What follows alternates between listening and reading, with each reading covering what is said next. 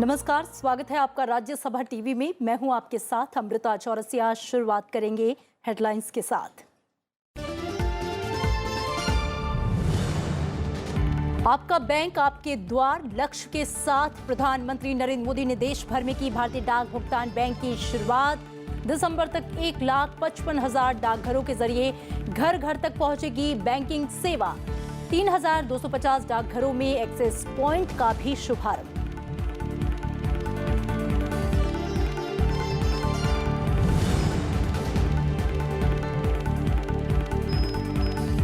प्रधानमंत्री ने बैंकों के फंसे कर्ज के लिए यूपीए सरकार को बताया जिम्मेदार। कहा, पिछली सरकार के दौरान बैंकों ने लुटाया बेतहाशा कर्ज। 6 साल में दिया गया 52 लाख करोड़ रुपए का लोन। डिफॉल्टरों से हर पैसे को वसूलने का दिया भरोसा।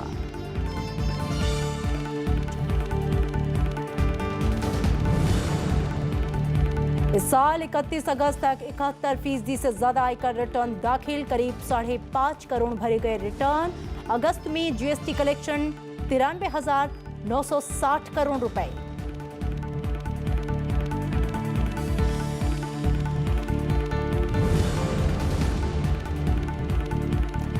साउथहैम्पटन टेस्ट में मजबूत स्थिति में टीम इंडिया। दूसरी पारी में इंग्लैंड के 144 रन पर गिराए 5 विकेट।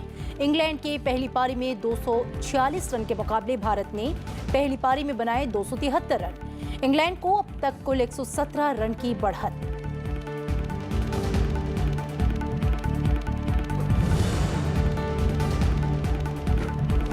और 18वें एशियाई खेलों में आज मुक्केबाजी में अमित पंघल और ब्रिज में प्रणव शिवनाथ की जोड़ी ने जीता गोल्ड मेडल।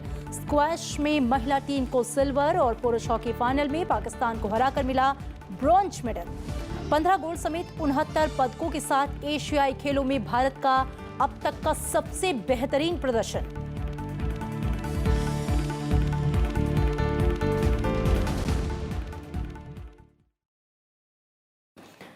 भारत सरकार की महत्वाकांक्षी परियोजना इंडिया पोस्ट पेमेंट बैंक यानी कि आईपीपीबी की आज से शुरुआत हो गई।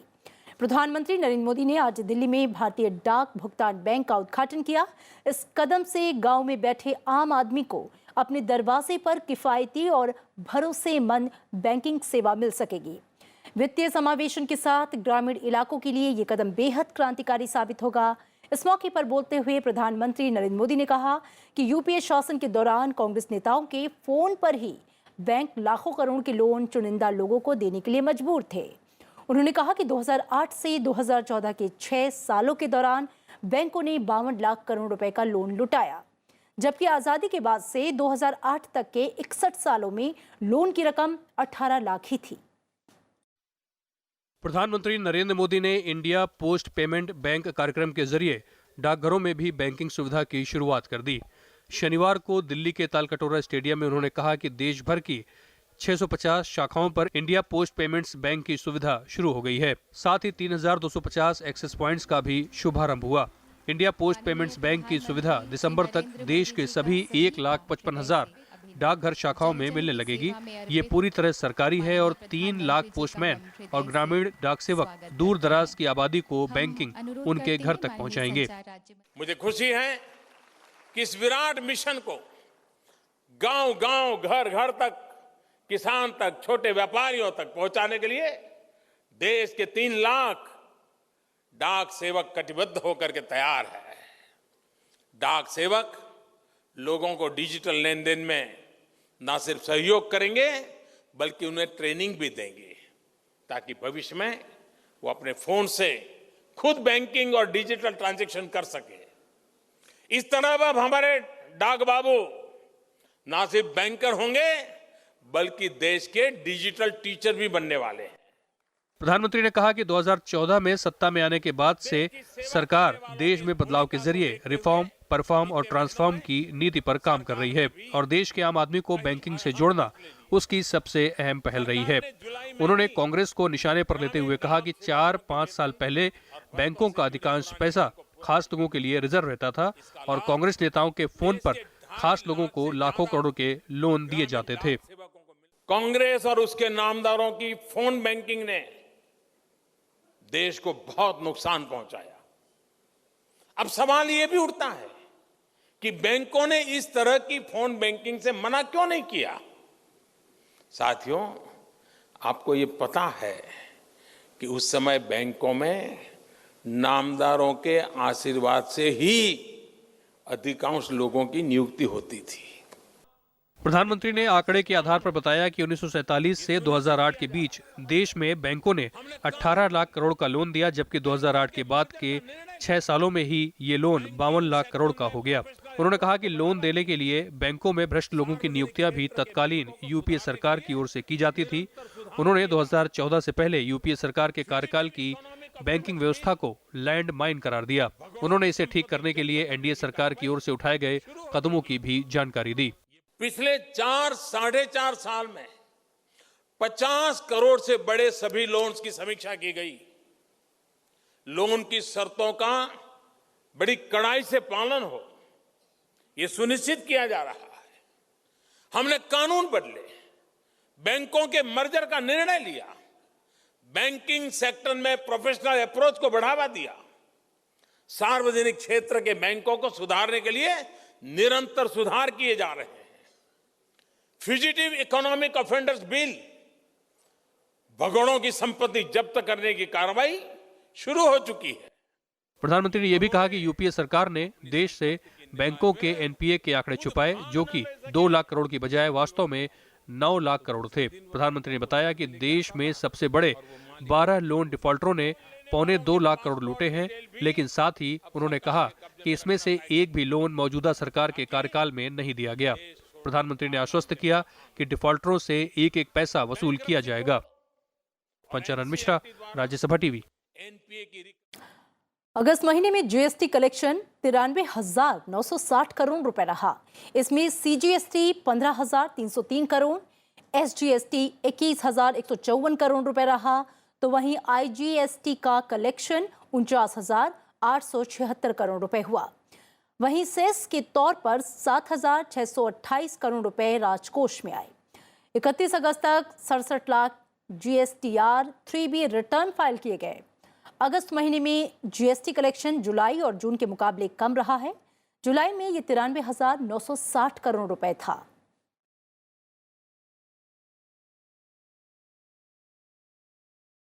और आयकर नियमों में बदलाव के चलते इस साल 31 अगस्त तक 71% ज्यादा लोगों ने आयकर रिटर्न दाखिल किया। 31 अगस्त तक 5 करोड़ 42 लाख रिटर्न दाखिल किए गए, जो पिछले साल की इस अवधि से आंकड़ों की अगर तुलना की जाए तो काफी अधिक हैं। 2017 में अगस्त के आखिर तक 3 करोड़ 17 लाख आईटीआर दायर किए गए। नए आयकर कानून के मुताबिक 31 अगस्त तक टैक्स रिटर्न फाइल नहीं करने पर अब 5,000 रुपए की पेनाल्टी देनी होगी। वहीं 31 दिसंबर के बाद रिटर्न फाइल करने पर यह पेनाल्टी 10,000 रुपए होगी।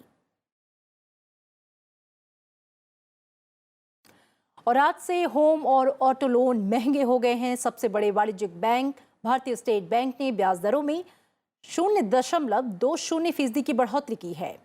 नई दरें आज से लागू हो गई हैं। अब एसबीआई के 1 महीने की अवधि वाले कर्ज के लिए ब्याज दर 7.9% से 8.1% हो गई। वहीं 1 साल की अवधि वाले कर्ज पर अब 8.25% की जगह 8.45% ब्याज देना होगा। और इसी तरह 3 साल के कर्ज के लिए 8.45% की जगह 8.65% ब्याज देना होगा। आरबीआई ने कुछ समय पहले रेपो रेट में 0.25% की बढ़ोतरी की थी। रेपो रेट वो दर है जिस पर आरबीआई बैंकों को कर्ज देता है। और आज से नई कार और दुपहिया वाहन खरीदना भी महंगा हो गया है। अब कारों का 3 साल और दुपहिया वाहनों का 5 साल के लिए थर्ड पार्टी इंश्योरेंस कराना अनिवार्य हो गया है। लॉन्ग टर्म के लिए प्रीमियम पेमेंट करने से नई गाड़ी की शुरुआती कीमत बढ़ जाएगी। इससे वाहन मालिकों को सालाना रिन्यूअल कराने से मुक्ति मिलेगी। जनरल इंश्योरेंस काउंसिल ने 1 सितंबर की समय सीमा बढ़ाने की मांग की थी। सड़क सुरक्षा पर सुप्रीम कोर्ट की ओर से नियुक्त समिति ने वाहनों की खरीद के समय थर्ड पार्टी इंश्योरेंस को अनिवार्य बनाने की सिफारिश की थी। 1 सितंबर से दुपहिया और 4 पहिया वाहनों पर एक साथ लंबी अवधि का प्रीमियम देने की वजह से गाड़ियां अब महंगी हो जाएंगी। हालांकि 1000 सीसी से कम की छोटी कार और 75 सीसी से कम के 2 व्हीलर्स खरीदने वालों के लिए इंश्योरेंस थोड़ा सस्ता पड़ेगा। एक साथ लॉन्ग टर्म इंश्योरेंस लेने की वजह से वे हर साल थर्ड पार्टी इंश्योरेंस के प्रीमियम में इजाफे से बच जाएंगे। डीजल के रेट इतने बढ़ रहे हैं, हर तरफ से रेट बढ़ रहे हैं, तो अभी अगर इसको ना करके IRDA अगर थोड़ा सा इसको और कंसीडर करे और इसको वो देखे तो इतने रेट नहीं बढ़ाने चाहिए। थर्ड पार्टी व्हीकल्स पर इंश्योरेंस कवर की मात्रा पहले से ज़्यादा बड़ी और बेहतर होगी। भारत सरकार ने रोड एक्सीडेंट्स इन इंडिया 2015 नाम से एक रिपोर्ट जारी की थी। इसके मुताबिक देश में रोजाना 1374 सड़क हादसे होते हैं, जिनमें 400 लोगों की जान चली जाती है। ट्रांसपोर्ट इंडस्ट्री से जुड़े लोग बड़े वाहनों पर भी लंबी अवधि के थर्ड पार्टी इंश्योरेंस के पक्ष में हैं।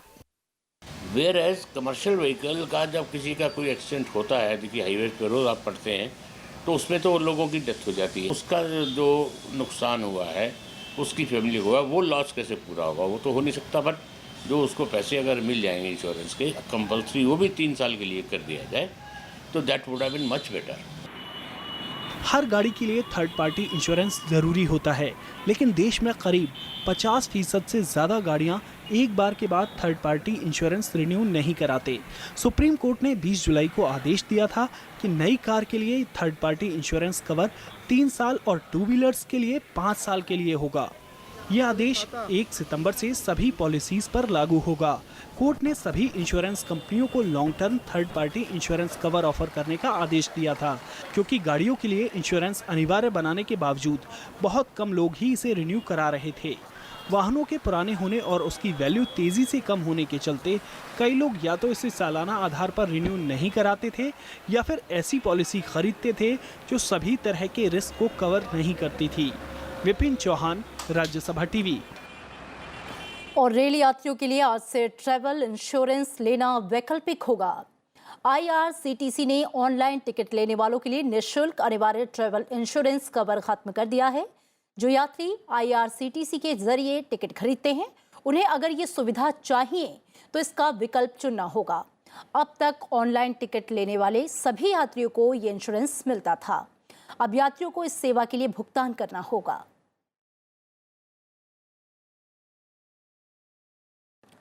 जम्मू कश्मीर में राज्य प्रशासनिक परिषद ने स्थानीय निकायों और पंचायत चुनाव के लिए तारीखों का ऐलान कर दिया है। राज्य के प्रमुख दलों और संगठनों ने इसका स्वागत किया। राज्य में नगर निकायों के चुनाव 1 से 5 अक्टूबर के बीच 4 चरणों में कराए जाएंगे। पंचायत चुनाव 8 नवंबर से 4 दिसंबर के बीच 8 चरणों में होंगे। परिषद ने चुनाव संचालन में लगने वाले कर्मचारियों को बीमा सुरक्षा के अलावा 1 महीने का अतिरिक्त वेतन देने का भी फैसला किया है। राज्यपाल सत्यपाल मलिक की अध्यक्षता वाली परिषद ने चुनाव तारीखों की घोषणा करने से पहले सभी पहलुओं पर गौर किया।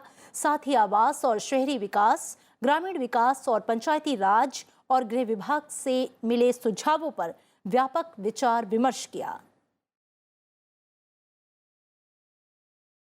और जम्मू कश्मीर के बांदीपुरा में सुरक्षा बलों ने 3 आतंकियों को मार गिराया। मौके से बड़ी तादाद में हथियार और गोला बारूद बरामद हुआ है। मुठभेड़ में एक जवान घायल हो गया है। उत्तर कश्मीर के बांदीपुरा में शनिवार दोपहर सुरक्षा बलों को सूचना मिली थी कि कुछ आतंकी छुपे हुए हैं, जिसके बाद इलाके को घेर लिया गया। इसके बाद आतंकियों ने सुरक्षा बलों पर फायरिंग शुरू कर दी। दोनों ओर से चली फायरिंग के बाद 3 आतंकी मारे गए। और इसी के साथ यहां लेंगे एक छोटा सा ब्रेक।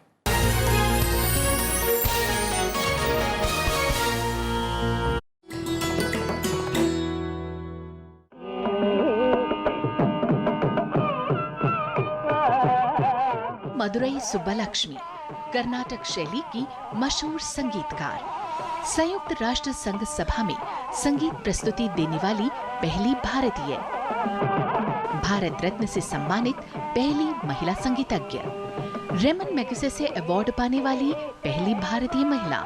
इसके अलावा वो पहली महिला रही जिन्हें संगीत कलानिधि के रूप में मिला कर्नाटक संगीत का सर्वोत्तम पुरस्कार। महात्मा गांधी, पंडित नेहरू और लता मंगेशकर को किया जाता है इनके प्रशंसकों में शुमार।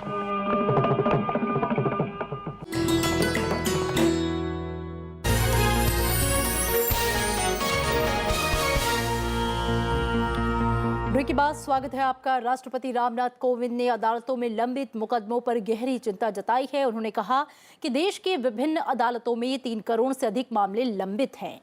राष्ट्रपति आज त्वरित न्याय और भारत में विधि शिक्षा के बदलते स्वरूप पर राष्ट्रीय सम्मेलन को संबोधित कर रहे थे। राष्ट्रपति ने कहा कि केंद्र सरकार ने लंबित मुकदमों की संख्या में कमी लाने के लिए कई उपाय किए हैं। उन्होंने कहा कि सरकार भी अपने मुकदमों की संख्या घटा रही है। साथ ही ट्रिब्यूनलों की संख्या भी 36 से घटाकर 18 की गई है। राष्ट्रपति ने कहा कि तकनीक का उपयोग कर न्याय में देरी से निपटा जा सकता है। साथ ही सायंकालीन अदालतें, पारिवारिक अदालतों जैसे उपायों से भी लंबित मुकदमों से निपटने में मदद मिल सकती है। Innovations such as evening courts and family courts and the concerted efforts made in delivery of justice speedy, fast-track judgments in cases of sexual crimes against women are also noteworthy. वहीं मुख्य न्यायाधीश जस्टिस दीपक मिश्रा ने कहा कि अदालतों में तकनीक का उपयोग बढ़ाया गया है। उन्होंने न्यायालयों की बुनियादी ढांचे की कमियों को दूर करने पर जोर दिया। मुख्य न्यायाधीश ने कहा कि इससे मामलों के निपटाने में असर पड़ता है। उन्होंने कहा कि इसके लिए प्रशासन और वित्तीय बाधाओं को बहाना नहीं चल सकता। A striking example which bears testimony to the efficient utilization of technology by the judiciary is the establishment of the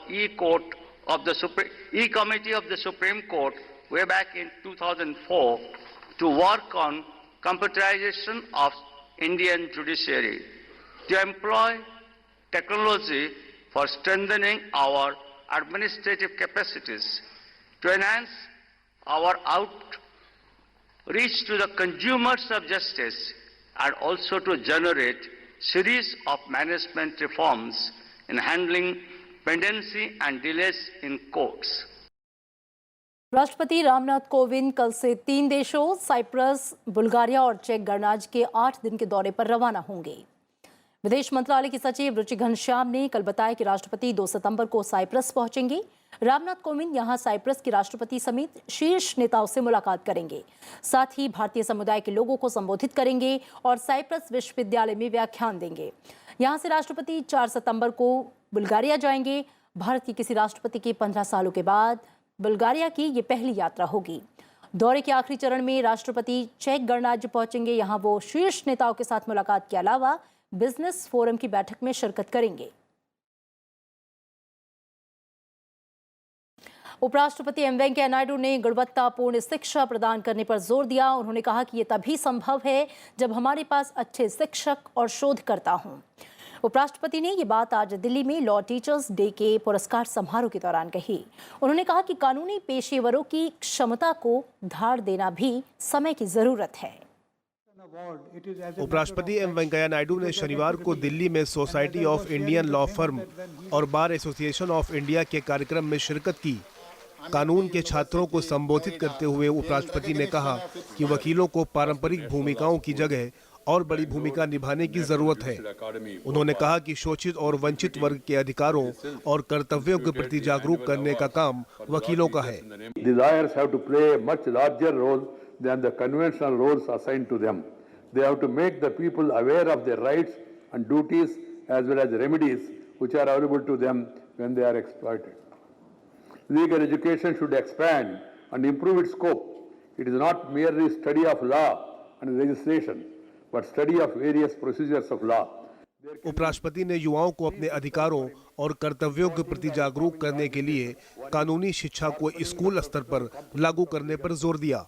The third important aspect is the legal awareness and education that has to be imparted to the common man. We have to make each citizen aware of the laws, procedures, and importance of complying with them in the letter and spirit. This, I believe, should start from the school so that the younger generation gets to know both their rights and duties. Law teachers day के मौके पर उपराष्ट्रपति ने attorney general K Venugopal को justice A B. Rohatgi jurist award से नवाजा। वहीं South Asia legal education excellence award Amity university of law के चांसलर डॉक्टर अशोक चौहान को प्रदान किया। इसके अलावा नेपाल बांग्लादेश और श्रीलंका के विश्वविद्यालयों के कानून के प्रोफेसरों को भी south Asia legal education excellence award से सम्मानित किया। मोहम्मद फातेह टीपू, राज्यसभा टीवी। उपराष्ट्रपति और राज्यसभा के सभापति एम वेंकैया नायडू के कार्यकाल का 1 साल पूरा होने के उपलक्ष्य में प्रकाशित एक पुस्तक का रविवार को प्रधानमंत्री नरेंद्र मोदी विमोचन करेंगे। इस पुस्तक का नाम moving on moving forward a year in office है। 245 पन्नों की इस किताब में उपराष्ट्रपति और राज्यसभा के सभापति के रूप में एम वेंकैया नायडू के 1 साल के कार्यकाल के दौरान विभिन्न कार्यक्रमों, सरोकारों और संवैधानिक दायित्वों को 7 अध्यायों में 465 चित्रों के जरिए प्रस्तुत किया गया है। इस अवधि में उपराष्ट्रपति ने देश के विभिन्न क्षेत्रों और समाज के विभिन्न वर्गों के प्रतिनिधियों से नए उदयमान भारत के 4 अहम मुद्दों पर गहन विचार विमर्श किया है।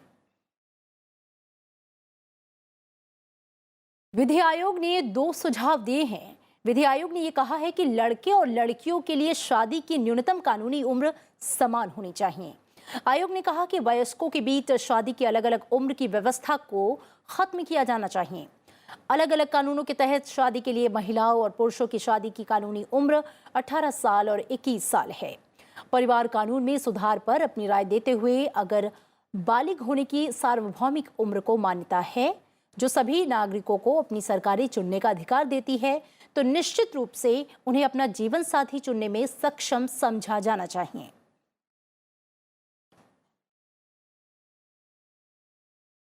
वहीं विधि आयोग ने दूसरा सुझाव देश में सभी धर्मों के नागरिकों के लिए एक समान संहिता की उठ रही मांग को लेकर दिया।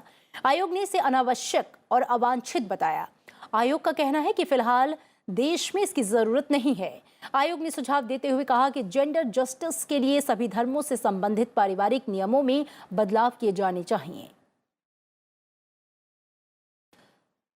और अब बाढ़ और बारिश की खबर। दिल्ली एनसीआर में सुबह भारी बारिश से सड़कों पर जगह जगह जाम लग गया है। लोगों को भारी दिक्कतों का सामना करना पड़ रहा है। दिल्ली ट्रैफिक पुलिस ने ट्वीट किया है जिसमें लोगों को शेरशाह रोड, मथुरा रोड से लेकर Bhairav road, Purana Qila road, Bihari colony, Minto road समेत कई इलाकों में भारी ट्रैफिक लगे होने की बात कही गई है। इससे लोगों को इन इलाकों में जाने से बचने की सलाह दी गई है। कई जगहों पर बिजली की आपूर्ति पर भी असर पड़ा है। वहीं चीन में भारी बारिश से सियांग नदी उफान पर है। अरुणाचल प्रदेश के पूर्वी सियांग जिले में सियांग नदी के बीच द्वीप में फंसे 19 लोगों को वायुसेना ने सुरक्षित निकाल लिया है, जबकि असम के धेमाजी जिले में 200 से ज्यादा लोगों को बचाया गया। अरुणाचल प्रदेश के मुख्यमंत्री पेमा खांडू ईटानगर से इस अभियान पर नजर बनाए हुए हैं। पुनर्वास के लिए प्रत्येक पीड़ित को 1-1 लाख रुपए की मदद का भरोसा दिया गया है। अरुणाचल के विधायक लोम्बो तयेंग ने केंद्रीय मंत्री किरेन रिजिजू को रिपोर्ट भी भेजी है और हालात का आकलन करने के लिए अंतर मंत्रालय केंद्रीय टीम को राज्य के प्रभावित इलाकों के दौरे पर भेजने का आग्रह किया है। असम में जिला प्रशासन लगातार सियांग नदी के जलस्तर की निगरानी कर रहा है। प्रशासन ने यह बताया है कि हालात के मद्देनजर जरूरी कदम उठाए जा रहे हैं। लोगों को सतर्क रहने के लिए कहा गया है। असम जल संसाधन विभाग ने इंजीनियरों को सतर्क रहने का निर्देश दिया है। विभाग ने हालात की निगरानी करने के लिए पासी घाट पर इंजीनियर भी तैनात किए। हालांकि जल संसाधन विभाग के सूत्रों ने कहा है कि पासी घाट में सियांग का जलस्तर शुक्रवार से धीरे धीरे घट रहा है। मेघालय में भी बाढ़ की चेतावनी जारी की गई है। लोगों को अलर्ट पर रखा गया है। आपात स्थिति से निपटने के लिए आपदा प्रबंधन टीमों को तैयार रहने के लिए कहा गया है। पश्चिमी गारो हिल्स जिले के डिप्टी कमिश्नर राम सिंह ने यह बताया कि सभी जिलाधिकारियों को हालात की निगरानी करने के लिए कहा गया है। उधर नागालैंड में भी भारी बारिश का कहर जारी है। वहां 1000 से ज्यादा लोग बेघर हो गए हैं। कई परिवारों ने राहत शिविरों में शरण ली हुई है। पश्चिम बंगाल की बात करें तो बिजली गिरने से 5 लोगों की मौत हो गई है। ये मौतें हुगली, बीरभूम, 24 परगना और बर्दवान में हुई। ओडिशा में महानदी का जलस्तर घट गया है, जिससे राज्य में बाढ़ का खतरा टल गया है। हीराकुंड बांध के अधिकारियों ने इसकी जानकारी दी। राज्य सरकार ने 11 जिलों के बढ़ते जलस्तर के चलते चेतावनी जारी की थी।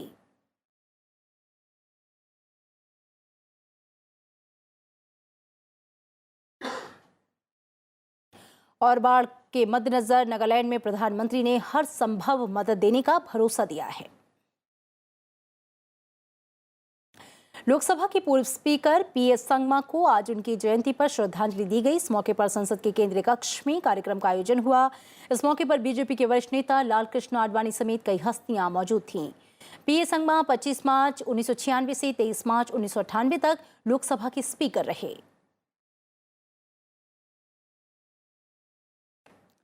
और आज से तंबाकू उत्पादों पर नई स्वास्थ्य चेतावनी लागू हो गई है। इसके बगैर सिगरेट या तंबाकू उत्पाद बेचना सिगरेट और तंबाकू उत्पाद एक्ट 2003 का उल्लंघन होगा। नई चेतावनी के अनुसार सिगरेट पैकेट्स पर अब 85% पिक्टोरियल वार्निंग होगी। साथ ही पैकेट्स पर एक हेल्पलाइन नंबर होगा जिस पर सिगरेट की लत छोड़ने संबंधी सुझाव दिए जाएंगे। स्वास्थ्य मंत्रालय ने इस संबंध में 3 अप्रैल को एक गैजेटेड नोटिफिकेशन जारी किया था।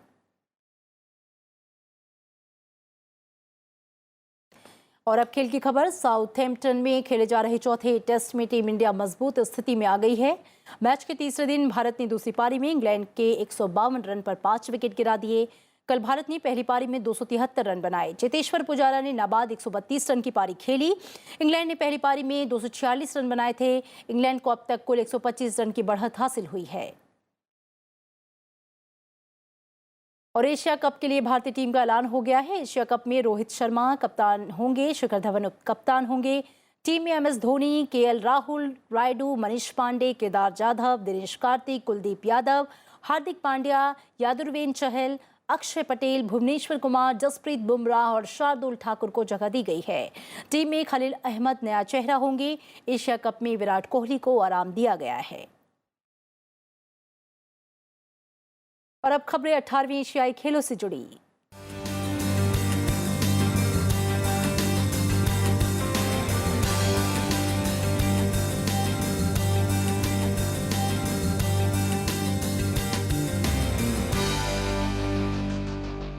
अठारहवीं एशियाई खेलों में भारतीय खिलाड़ियों का प्रदर्शन शानदार रहा।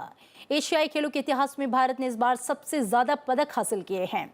भारत 15 गोल्ड मेडल समेत 69 पदक जीतकर पदक तालिका में 8वें नंबर पर है। इस बार के एशियाई खेलों में कुछ ऐसे नए चैंपियन सामने आए हैं जिन्होंने कम उम्र में बड़ा कमाल कर दुनिया का ध्यान अपनी ओर खींचा है। तो कुछ खिलाड़ियों ने नई स्पर्धाओं में पदक हासिल कर देश का नाम रोशन किया। भारत के खाते में आज 2 गोल्ड, 1 सिल्वर मेडल और 1 ब्रॉन्ज मेडल समेत 4 मेडल आए।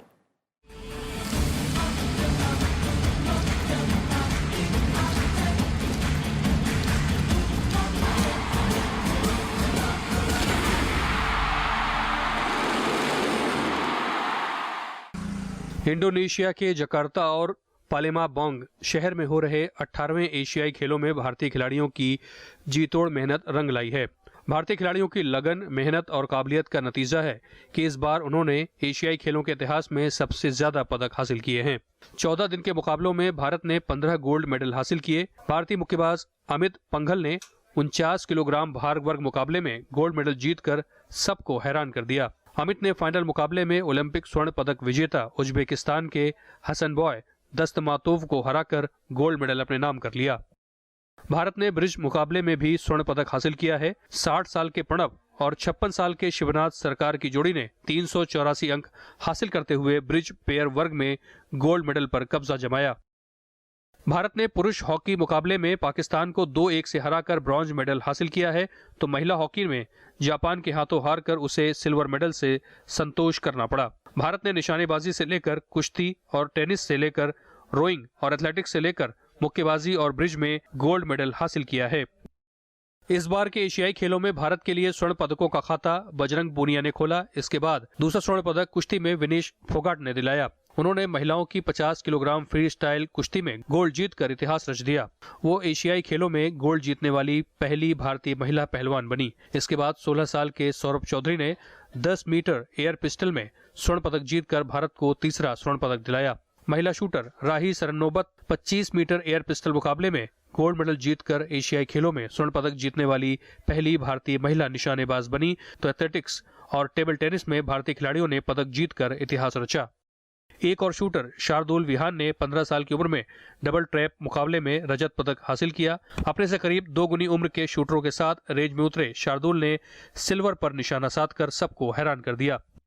भारत को अब तक मिले 15 गोल्ड मेडल में सबसे ज्यादा पदक एथलेटिक्स में ही हासिल हुए हैं। मनजीत सिंह से लेकर जिनजिन जॉनसन और तजिंदर पाल सिंह तूर से लेकर नीरज चोपड़ा और दुती चंद ने अपने बेहतरीन प्रदर्शन से देश का नाम रोशन किया।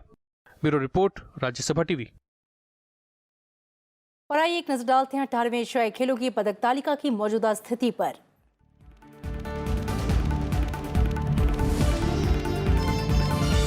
तो पदक तालिका की बात करें तो भारत 15 गोल्ड, 24 सिल्वर और 30 ब्रॉन्ज मेडल के साथ 8वें पायदान पर है। भारत की झोली में कुल 69 पदक।